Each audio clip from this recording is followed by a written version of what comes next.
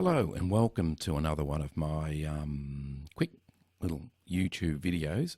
I've got a frog in my throat. I should have coughed before I started the video, but there you go.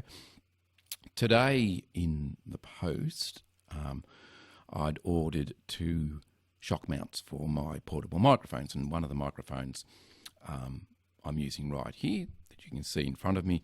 The other one's just over next to me, and I'll show you that one in a moment.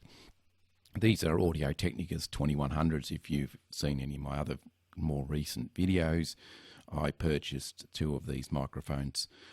Basically, as portable microphones that, well, I can sit here, or I can take them, in a work situation or other, and be able to record using my mixer. They have the XLR attachments as well as being USB. So that's the beauty of these little microphones, is that you can attach them directly to a computer through USB, or if you've got a mixer, you can have them connected through the XLR cable. So you're sort of future-proofing. This little microphone's great. As if you're unsure whether you're going to ever get a mixer, at least if you've got a microphone like this with the dual connection option, if you do in the future decide, hey, I'll get a mixer because I want to be able to add extra audio to my productions, then you're not going, oh, I now have to get new microphones because I didn't think of the fact that these microphones won't connect. These little ones will. So again, if you're in a budget like me, it's best to try and think a little bit ahead, and so that you don't get caught with a bit of obsolete technology, if you like. But the video today is just really showing you these 2 shock mounts that I got. And for those that may, not understand what a shock mount is, and there goes my phone. I should have just switched it on to vibrate. But anyway, hopefully that won't disrupt anyone. I'll put it on vibrate. The shock mount is there to protect your audio from vibrations. Vibrations can sort of kill a good audio recording. And vibrations are picked up and they come out as sound on a microphone. And for example, I've got this microphone just sitting on my table here. Now, if I just lift it up, there it is. And what can happen though is, if I'm sitting on the chair here and if I happen to sort of put my feet hard down on the floor or do other things like that, it can affect the audio by sending a vibration, which, depending on the surface that you got the microphone sitting on and those sorts of things, it can then rise up through your stand and then be picked up by your microphone. And if it's picked up by your microphone, then it comes out as sound, noise, and it spoils what should be a good recording. If you've spent a little bit of money getting a decent set of microphones or a microphone, the last thing you want is, after you've recorded something, to find you've got this extraneous noise coming through your microphones. So that's what a shock mount does. It basically tries to stop shocks from actually coming through your microphones through audio. And so this was the little box here. Sorry, I've ripped it open. I wasn't going to do an unboxing or anything, because basically all it is the shock mount sits inside here in a little plastic bag. So there's, hardly anything worth doing an on. But this is from Onstage Stands, and my Onstage, and I just got it through a distributor on eBay who sells them, because living in Australia, we're limited as far as I'm using sites like Amazon, because quite often one product Amazon will sell, but then when you find another product, they won't sell it to Australia. And I have no idea why they do that, because sometimes they're actually, on the Amazon site, they actually have, sold by Amazon.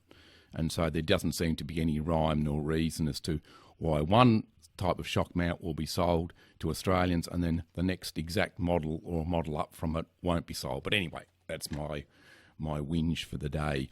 But so that's the box, and you can see that this has clamped here. From here above is the shock mount. It's clamped onto my stand, and it's the metal around here and everything where the microphone actually sits isolates the microphone from hopefully from vibrations. So that means that then you should get a clearer, crisper audio. And I've got my second microphone. I can reach across here, not tip things over. Now, this is the second one. Now, the little stand, why I put it on this stand, this little stand here actually comes with the microphone. So if you're thinking of buying one of these, or you've got one, you'll know that it comes with a little stand. So you just unscrew the top part of the stand and then screw this onto it, clip your microphone in, and then you're ready to go. And you can, you'll then have, if you've got, a little portable stand, you'll then have that solidly sitting in the microphone, and the microphone's clamped in. You've got here little, if you squeeze those, it opens and shuts the barrel there, so that you can open it, slide the microphone in, and it's got a really snug, tight fit, so it won't move around or slide up and down in them, and you've got your XLR connection in the back. So if you haven't got one of these stands, like I've got this larger stand, if you've just got the stand that came with the ATR 2100, you can then connect it directly. It just has the same fitting. It will fit on that stand. So if you've got so that's benefits. Again, you can still use, let's put this out of the way,